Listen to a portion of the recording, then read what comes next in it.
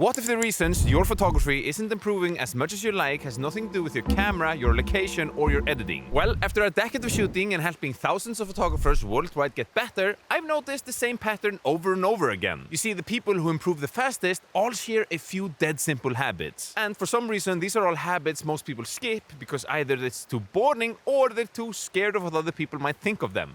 Let's fix that today, my friend. Alright, so the first little habit, and this is so important, and without a doubt one of the most important things that I've done and decided to do early on in my photography journey, and that is, I mean, it's ridiculously simple, but it is a little bit scary. I've noticed that people find it a little bit awkward, and that is to get into the habit to take your camera with you more often than feel necessary, preferably every single day. You see, I used to never ever leave my house without taking my camera with me. And the reason this is so powerful is twofold. Firstly, it allows you to practice your photography in everyday life. If you're there waiting for the bus, you can practice that leading line tutorial that you watch from the sexiest Icelandic guy on the entire internet. You can practice that then, because you're there with your camera and it's just dead time. Maybe you're walking to work and the morning light is just beautiful. Practice seeing light. And the second part is that you actually don't always know whether the conditions will be absolutely perfect or not. And if you're not there with your camera, you're not getting any photos, my friend. So, for example, I was once walking home from the studio on an evening there was this snowstorm. And I did not know that the snowstorm was gonna come. And luckily I had my camera with me. So while I was walking to the tram, I got this photo right here. Absolutely perfect. And two other photos also got the same evening was these two. These are still photos that I cherish a lot to this date, and I would not have gotten them had I not had my camera with me on my way home from work, you know. Now you might be thinking, but what are other people gonna think about me if I haul a big ass camera all over the place? I mean, aren't I gonna look like some creepy paparazzi? Well, maybe, but who cares? You're there doing your own thing, doing your own craft, and as long as you're enjoying yourself, who cares what other people think? Also, and maybe you're sitting there thinking, but I don't have time, I've got plenty of kids and a lot of other things to do. Well, I also have lots of kids. I have 3 kids, a 5-year-old, an almost 4-year-old, and then a 6-month-old. So I totally understand that you don't always have time, but that is also the beauty of it. Maybe you're going to pick them up at the kindergarten, just take the camera with you, and you don't have to take photos. It's just the habit of having the camera with you will naturally lead to you taking more photos. Now, I'll be honest, I've neglected this habit a little bit lately, but we decided inside the Darkroom, which is an online community I run for photographers, to make a little accountability group.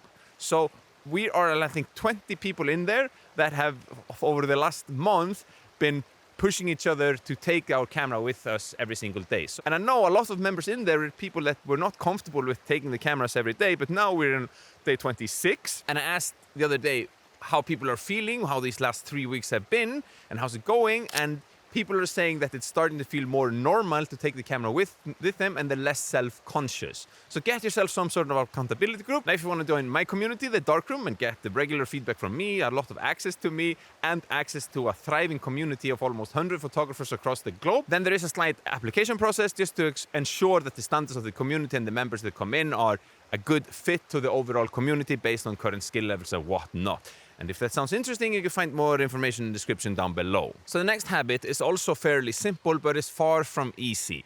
And it's also something that I talk about a lot here on this channel because it was an absolute pivot point for me and my own photography journey. And I've seen it transform other people's journeys a lot as well, or other people's photography a ton. And that is to figure out how to get yourself accountable to take a ton of photos. This sounds very simple, but let me explain. So, back in 2017, I decided to do a 1-year photo challenge on Instagram, which means that I posted 1 photo a day for an entire year on Instagram. And the reason I did this was to force myself to take more photos, have my camera with me every single day, like we talked about before, because if I'm going to post this much, I need to have my camera with me all the time because I need to take photos a lot. And then I had to edit photos a lot. And editing is fantastic. Not only you're transforming your photos and putting your own style and flavor on it and all that, but it is also a fantastic ways to review your own work and find the mistakes that you're doing, because there's a lot of things that you do that sucks. And you can see your mistakes so clearly when you're in the editing chair and just looking at the photo for a long time, you know. Now, you don't have to go all out and commit to an entire year. You can do 7 days, 10 days, or 30 days, whatever you want to do. Just know that the more time and effort you put into this craft, the better you will become a lot faster. This, my friend, all boils down to the fact that if you want to become good at something, you need to put in the reps. The more reps that you do, the better you will become faster. For example, my first year of doing the 1 year challenge, and I've done it 2 times now, that was, I went from basically not knowing a lot about photography at all to taking pretty decent photos that I knew. I was like, okay, now I understand a little bit of composition, understand a little bit of light, to landing my first paid client. So that is absolutely insane, not knowing anything to somebody paying me for taking photos. There was a watch company in Stockholm that saw me posting on Instagram all the time. Now, also, you don't have to post on Instagram. The reason that I posted on Instagram was that it was a public platform for me to hold myself accountable. I know that if I go and say something, I'm gonna do this. I'm not going to be seen to a person that just all talk, so I commit to it, even if I just had a few hundred followers on Instagram at the time. But that was a fantastic way to hold myself accountable.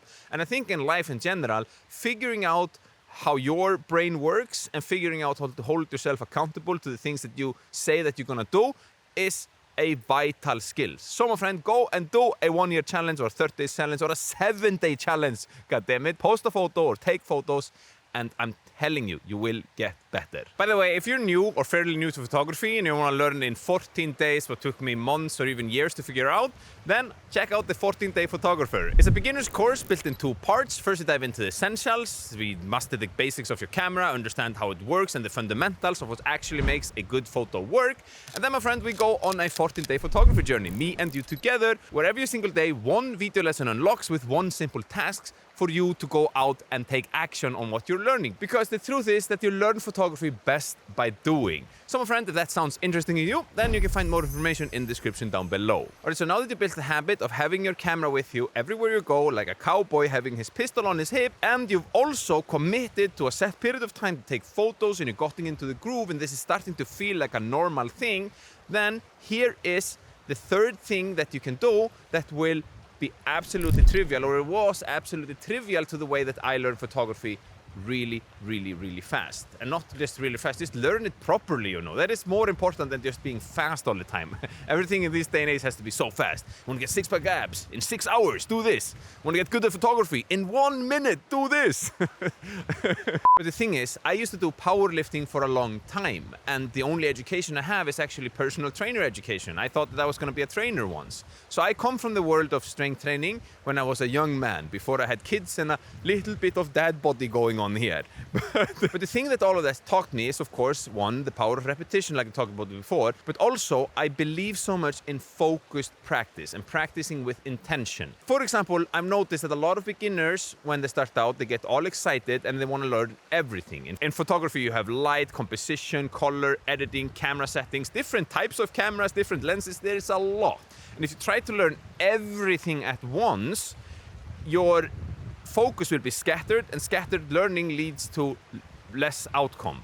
Instead, once you've gotten a hold of the basics, I recommend that you do what I've called the repeat method. The repeat method is really simple. Basically, you pick one thing that you want to become better at. Let's say, for the sake of the tutorial, we say the good old rule of thirds. So what you do now is that you read up on the rule of thirds, you maybe watch a few tutorials. Basically, the aim is not to dive into 5 hours of study or anything. The aim is just to know and understand what good actually look like. Then, once you've gotten the information, you need to go out and apply the information. You need to test it out. That is where the repetition and the act of doing becomes so important. So now you're out in the wild and you intentionally practice the rule of thirds. You're trying it out in all different scenarios. And what I recommend is that you commit to that for a set period of time. It can be a few days, it can be months, it can be years if you're a total savage. I know people that want to be extremely good at street photography that picked one lens, the 35mm or 50mm, and they commit to that lens for a whole year, just shooting on that one prime lens. And by the end of it, you come through it with so much deeper understanding of what that lens sees like. But if we go back to our rule of thirds, then what I do then after I've played with it for a little while, I come back home and I review my work. Preferably I do it through editing, because then I can practice my editing skills at the same time. And then you see your mistakes, you see what can do better, you maybe watch a little bit of tutorial again to get a deeper understanding again, and then you repeat it. And this you do until this skills feels pretty instinctive to you, and then you move on to the next skill. And that is the whole idea. Make the skills feel instinctive. In outdoor photography, things move past really quickly. The light shifts really fast, or the moment just passes by. Especially if you're doing street photography, then you need to catch things really quickly, and you want this to be instinctive. You don't want to come to a beautiful scene and then have a whole checklist in your head thinking, okay, I'll do this. You just want it to be natural to yourself, so you know what you're doing. And you do that by repeating the same action again and again, and then moving on to the next one. And I even do this to things that I already know. For example, last year I actually did 3 weeks of focusing on the rule of thirds, something that I think that I know it from inside out, but I always end up knowing it a little bit better, figuring out some little nuance to it that I wasn't really aware of, and my understanding deepens of that. And look, I want to add one thing about the repeat method, is that I know that this is not the most sexy or most glamorous way to learn, because it requires a lot of effort, a lot of work on your end. But if you commit to it, I can guarantee you, I've seen it transform myself and hundreds of other people's photography, that if you commit to it, you will see impressive improvements on your work. However, my friend, the boring truth is that this is only just half of the battle. If you want your photos to truly transform, then take a look at this video next, where I break down the few simple things that absolutely changed my photography.